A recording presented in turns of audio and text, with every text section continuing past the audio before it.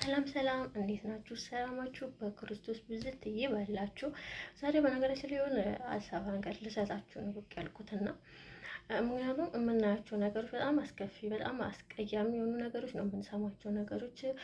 ከሌ ራሷን አጠፋች፣ ከሌ እኮ ባልታወቀ ነገር ኑሮ መራራትና ራሷን አጠፋች ምናምን ይባላል እና በዛ አየር ግን ስለ ቦዲም በዚህ መናገር ፈልጋለሁ እና ፈጣሪ አምላክ ነፍሷን በጸደቀ ገነት ያኖርላት።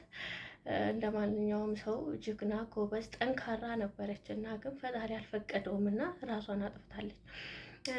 ራሷን እንዴት አጠፋች ምናምን የሚባሉ ነገር በጣም ይወዛገባል እና ምን ተረዳው መሰላችሁ? አንድ ነገር እዚህ ሶሻል ሚዲያ ላይ ስንመጣ ኔጌቲቭም እንደ ፖዚቲቭም እንዳለው ነገር ነው ዘን የምንመጣው። ጥሩ ነገር እንደሚሰጠን መጥፎ ነገርም እንደሚሰጠን ራሳችንን አሳምነን ነው የምንመጣው እዚህ ሚዲያ ላይ እና አንዳንድ ጊዜ ይሄ ራሳ የሚሳደቡ ልጆች ሊኖሩ ይችላሉ፣ የሚሳደቡ ሰዎች ሊኖሩ ይችላሉ እና እነሱ ለምን ተሳደቡ ለምን ተቹ ማለት አይቻልም።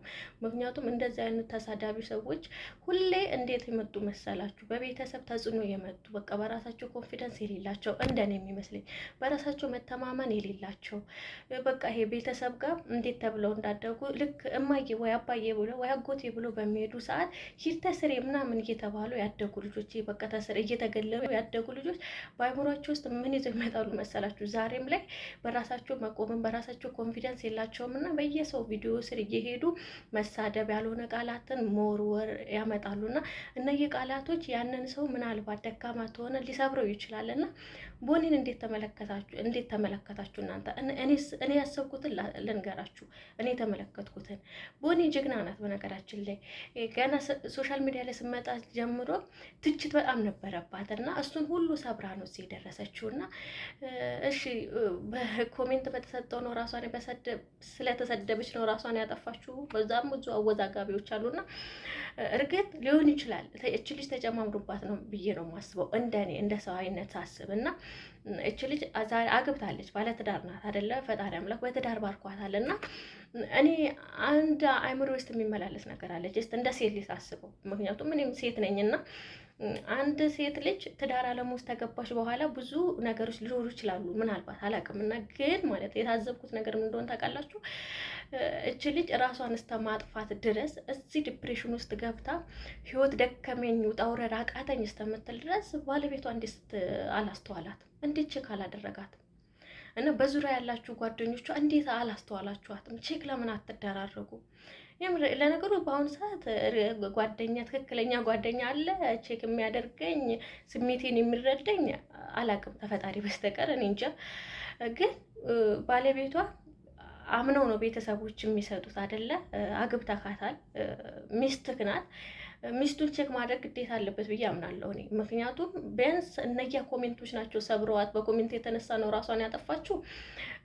ላልቀበል ይችላል፣ እንደኔ አልቀበለውም። ለምንድን ነው የማትቀበዩት አላችሁኝ? እች ልጅ በጣም ትችት እየደረሰባት፣ በጣም ስድብ እየደረሰባት፣ በጣም ብዙ ነገሮችን ተቋቁማ ነው ዛሬ ግማሽ ሚሊዮን ህዝብ የሚመለከታት አይደለም? ወደ 1 ሚሊዮን ልገባ ነው እና እነዚህን ሁሉ ነገሮች ጠንክራ እዚህ የደረሰች ልጅ ዛሬ ላይ ግን ስድብ ብቻ ነው እሷን ህይወቷ እንድታጠፋ ያደረጋት። የምትሳደቡት ሰዎች ደግሞ በጣም በሰው ህይወት ላይ የምትቀልዱ ሰዎች እመኑ፣ ዛሬ ላይ መስላችሁ ይችላል፣ ነገ በዘራችሁት ልክ ታጭዳላችሁ። በዘራችሁት ልክ እንኳን ባታጭዱ በሰማይ ቤት ትጠየቃላችሁ። የምር ይመስላችሁ ይችላል። እዚህ ሶሻል ሚዲያ ላይም ሆነ የሰው ልጅ የምትጎዱ በተለያየ ነገሮች የሰው ልጅ የምትጎዱ፣ የሰው ልጅ የምታዛዙን፣ የሰው ልብ የምትሰብሩ እመኑ፣ ዛሬ ላይ መስላችሁ ይችላል። ዛሬ ላይ የሰውን ልብ ጎትራችሁ ሊሆን ይችላል። የሰውን ቅስም ሰብራችሁ ሊሆን ይችላል በእናንተ ቤት። እመኑ፣ ነገ ላይ ሰላም እንቅልፍ አተኙ። እመኑ፣ ዛሬ ሊመስላችሁ ይችላል እያንዳንድ ነገር በሰው ላይ የምታደርጓት ነገሮች ምድራዊ ህይወት ላይ ምናልባት በአሁኑ ሰዓት የዘራነውን ነው የምናጭደው።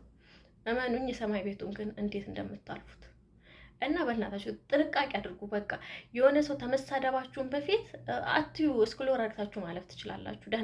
ደህና ኮሜንት መስጠት እንኳን ታውቃታችሁና ቴከር አድርጉ። በጣም ጥንቃቄ አድርጉ። ለራሳችሁ እዘኑ። እቺ ልጅ ህይወቷን አጥፍታለች፣ ስለሰደቧትም ነው ምናምን ተባለም። ሁለተኛ ደግሞ እኔ አይምሮ ውስጥ የሚመላለስ ነገር ስላለም ነው እና ባሏ እንዴት ቴከር አያደርጋትም?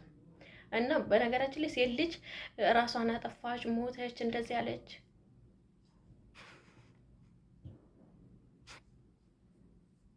ራሷን አጠፋች፣ ሞተች፣ በጣም ብዙ ነገር ይባላልና ፍትህ የለም። ለሴት ልጅ ፍትህ ቢኖር፣ ለሴት ልጅ ህግ ቢኖር ሀገር ላይ ሴት ልጅ ራሷን አጠፋች ሲባል ለምንድን ነው ያጠፋችሁ? እንዴት ነው ያጠፋችሁ? ምክንያቱ ምንድን ነው ተብሎ ህግ ቢሰፍር ይሄን አክል ብድግ ብላ መረረኝ ህይወት እያሉ ሴት ልጆች ራሳቸውን አያጠፉም። እና ፍትህ ለሴት ልጆች ለኛ።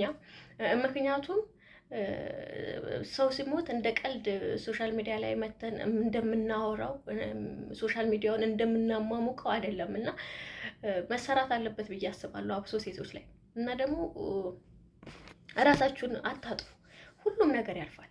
ዛሬ ዛሬ ነው አይደለም፣ ነገ ሌላ ቀን ነው። ለሚያልፍ ነገሮች ራሳችሁን አታጥፉ። በነፍሳችን ላይ ማናችንም ነፍሳችን ላይ ዋጋና ስልጣን የለንም። እንኳን ነፍሳችን ላይ ስጋችን ላይ እኛ ማዘዝ አንችልምና ፕሊዝ ፈጣሪ አምላክ ነፍስሽን ባጸደ ገነት ያኑረው። ግን ደግሞ በተሳዳቢዎች ብቻ ነው እች ልጅ ህይወቷን ያጠፋችው። እውነት እች ልጅ ኮሜንት በሚሰጧት ብቻ ነው ራሷን ያጠፋችው? መጠየቅ ያለበት ሰው በዙሪያዋ ቢጠየቅ መልካም ነው ብዬ አስባለሁ፣ አብሶ ባለቤቷ። እና ግን ሰውን የምትጎዱ ሰዎች ቴከር አድርጉ፣ በጣም ተጠንቀቁ። ለእናንተ ዛሬ ለምታደርጉት ነገር ነገ የዘራችሁትን ታጭዳላችሁ። ሁለተኛ ደግሞ የሰማይ ቤቱንም አስቡት። ቸር ሰንብቱልኝ።